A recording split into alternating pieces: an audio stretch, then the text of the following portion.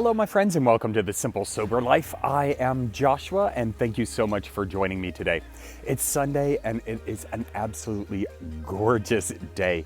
We had, overcast, cold, and cloudy yesterday. It was the perfect day to just snuggle up on the sofa, watch some American Horror Story, and work on some creative stuff. So that is what I did all day long yesterday. I didn't get out of my pajamas.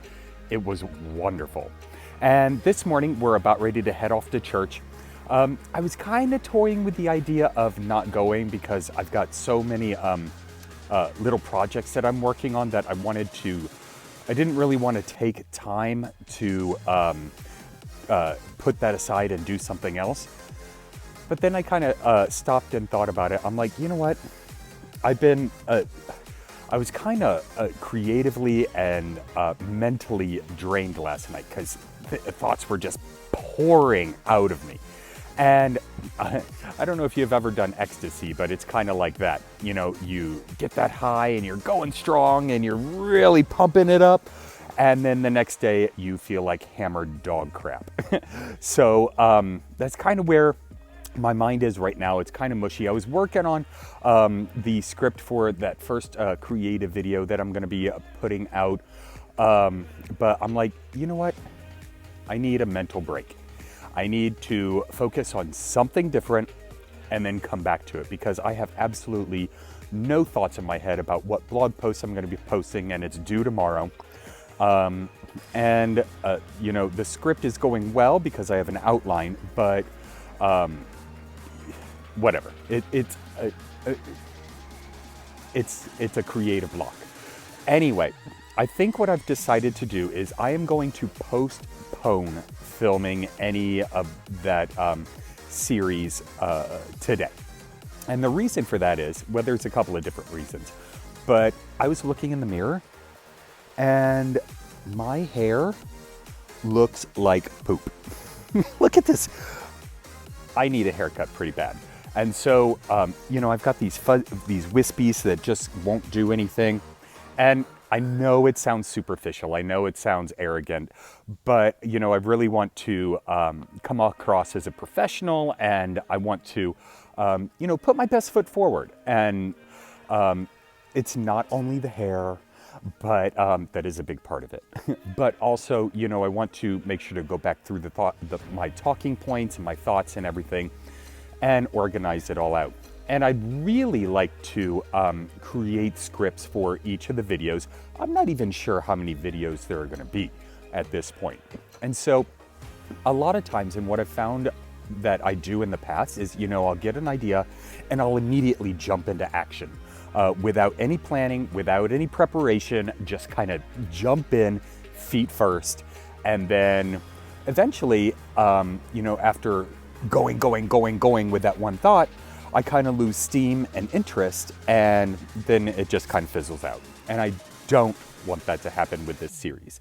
So I think logically, rather than emotionally, I'm going to take a step back, look at what I'm planning on doing, and making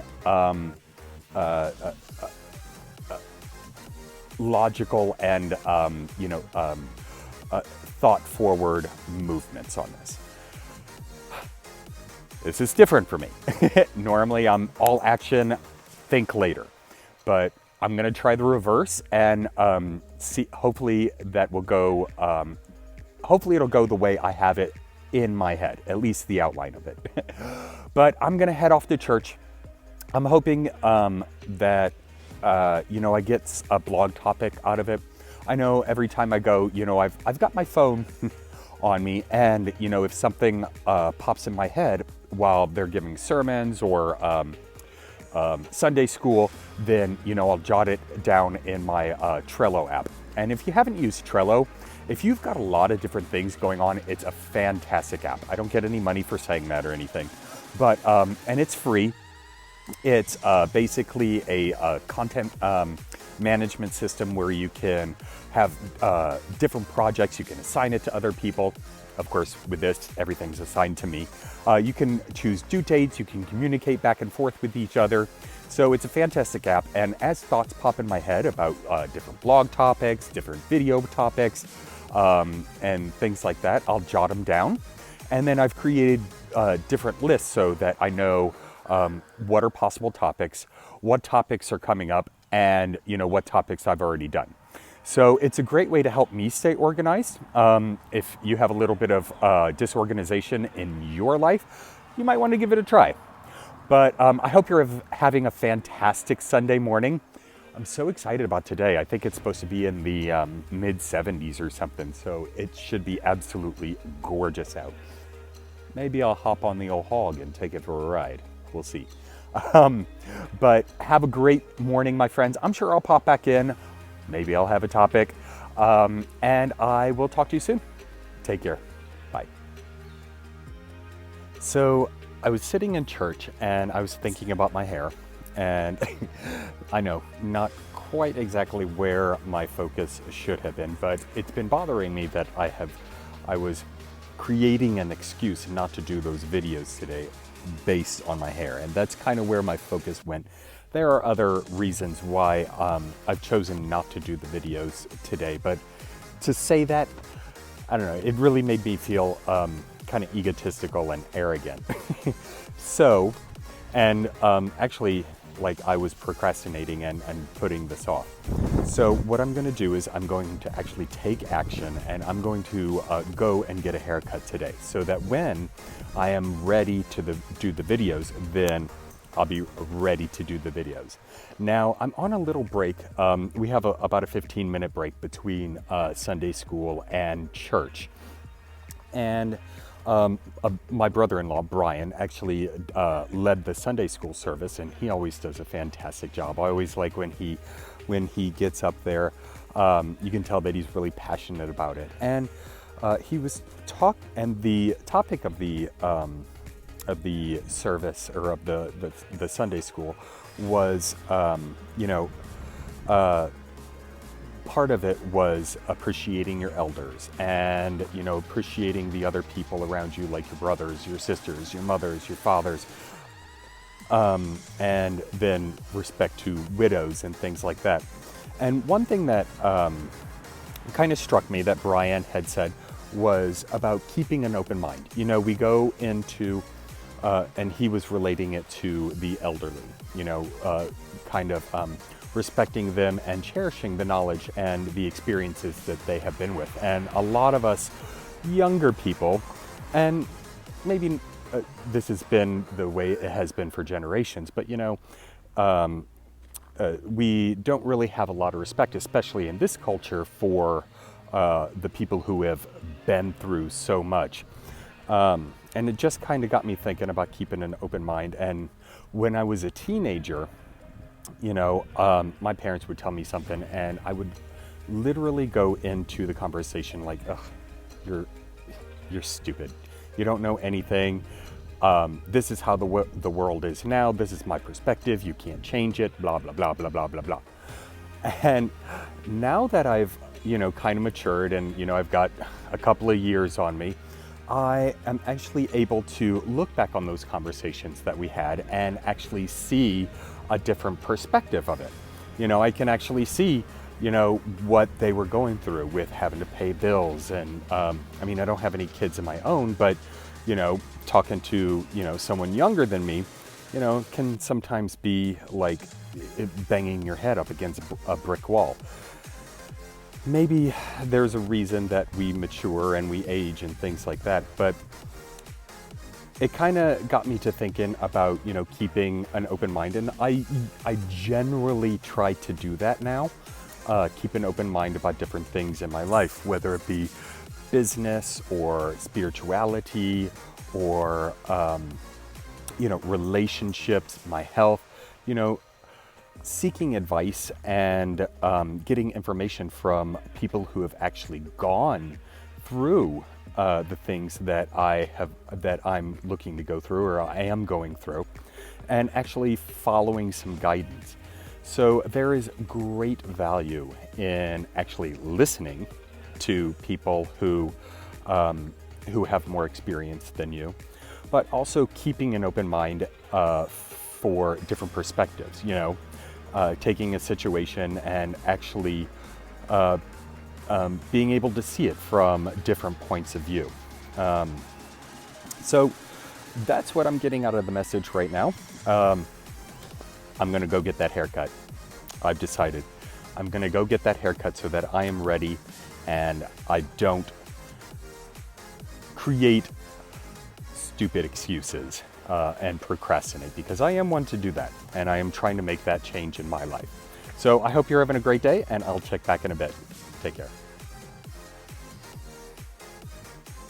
So you see all these bugs flying around? Yeah, this was my nightmare coming home from Forest City today. After getting my haircut, I hopped on the moped and I came back home, and these little nasty things kept hitting me in the face. I would have them like crawling around on my chin. They'd smack me in the face and then crawl around, and I'm like, bleh. All right, my friends, well, I did it. It was absolutely gorgeous out, so I had to hop on the moped and head over to get my haircut. I went back to Great Clips, and this will be the last time. So I probably won't be getting a haircut until I get a car, because I went in there and they were a little busy, so I checked in early and, you know, got in, whatever. But I get this, this stylist, you know, she's young and obviously doesn't want to be there. So I go in, I sit in her chair, and it's literally like a drive-through haircut. It was all like, zzz, zzz, zzz, get out! And it was terrible. And I get home and I'm working on a blog post, and I'm thinking, so I'm my fingers are running through my hair, and I'm just like, whatever. And then I start feeling around. And literally, this section of my hair, just this section, is shorter than all the other hair on my head. Except for the sides. I've got the sides, you know, kind of trimmed up, like pretty close. But this, how in the world does this even happen? This one little section, this like 2-inch by 2-inch section, is shorter than like the hair up front and the hair in the back. If you're going to do a job, do it right. If you don't want to be there, don't go in. I've never been a fan of those quick hair places, and this solidifies why. I don't blame my sister. She will only let one person touch her hair, and she doesn't get a haircut for like an entire year until she can go and see my other sister, Tara, who used to be a cosmetologist. Don't blame her. When I lived in Naples, I had the best stylist. I loved her. We had good rapport. We had a great relationship. You know, we'd chat back and forth. She was fantastic. She was my stylist for years. So when you find a good stylist, stay there. Because it is so hard. To be fair, I haven't even looked. But next time I need a haircut, after getting a car, then I'm going to start looking for a good stylist. And I might even have to travel to Asheville, which is like an hour away. I don't care. I don't trust these people around here to cut my hair. And, well, looking at the hairstyles around here, it's no wonder. But, stop. I shouldn't be judgmental. I need to keep positive. I'm going to find someone who's a bit more avant-garde, who has a little more creativity than going after your head with a pair of clippers and some rusted scissors. That is all. So, my friends, I'm going to jump in the kitchen. I've got to make that new frittata. I'm going to do a chicken fajita frittata. So it'll kind of be a Mexican spin on breakfast food for next week. And then I'm going to work on the rest of my blog posts. I got a topic from church, so I'm so glad that I went. I didn't dip out. Not going this evening, and I didn't go last week during the evening. I need to stop that, but it's nice to have time to where I can just focus on, getting prepared for the week coming up. Anyway, my friends, I hope you're having a fantastic Sunday, and make sure to give this video a thumbs up, hit that subscribe button and comment down below. I'd love to hear what you have to say. Have a wonderful evening, my friends. Take care.